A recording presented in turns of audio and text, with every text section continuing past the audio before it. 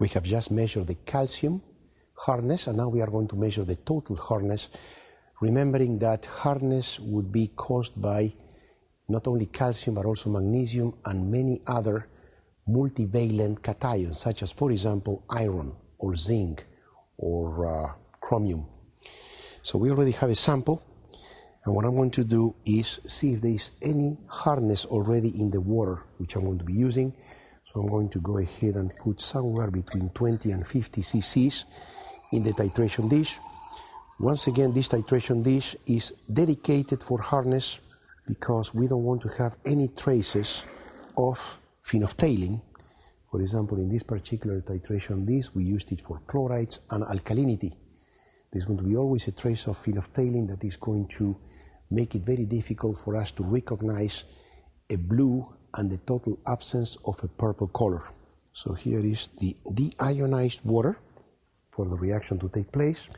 Now we are going to add versenate hardness buffer solution, approximately 10 to 15 drops.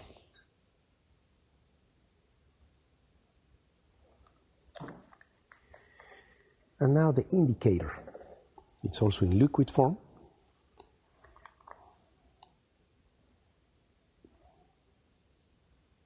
I put 12 drops.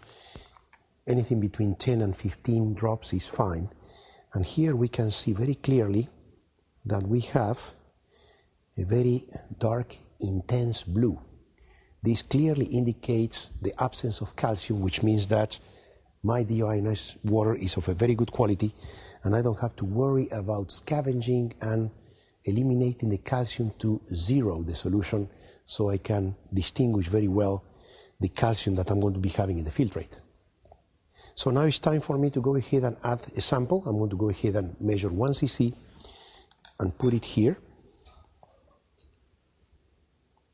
1 cc. And we can already see a very pronounced color change. You can see that this solution is losing its blue and getting some other color which looks kind of brownish with a touch of orange. But anyway, we do not have a pure blue. It's time for me to titrate to measure the amount of cations that are giving off all this hardness. And I'm going to use, again, versenate hardness titrating solution. I'm going to use the intermediate concentration, which is 1 milliliter equivalent to 20 equivalents per million. I'm not going to use 2 or 200. I don't really know how much calcium I have, so I'm going to be cautious using the intermediate concentration and try to get to the final point. This is a 5 milliliter pipette. I'm going to get exactly 5 cc's and start.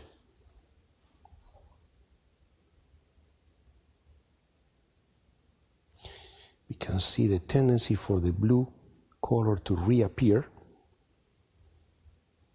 Still a trace of purple.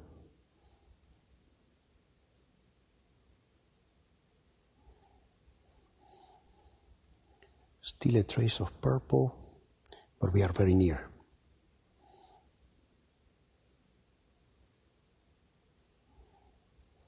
And this is the final point, and I'm reading here 0.7 of a milliliter.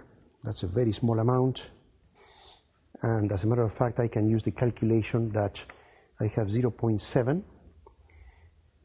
times 400, which is going to be 280, divided by the size of the sample, which was 1, so divided by 1 would be 280 milligrams per liter of total hardness expressed as calcium equivalent. That makes a lot of sense because usually the total hardness is going to be a number equal or slightly higher than the calcium hardness, indicating that yes, in the fluid we have calcium, but we have some other ions, probably magnesium, giving us some extra reading for the total hardness. So the total hardness comes as 280 milligrams per liter calcium equivalent.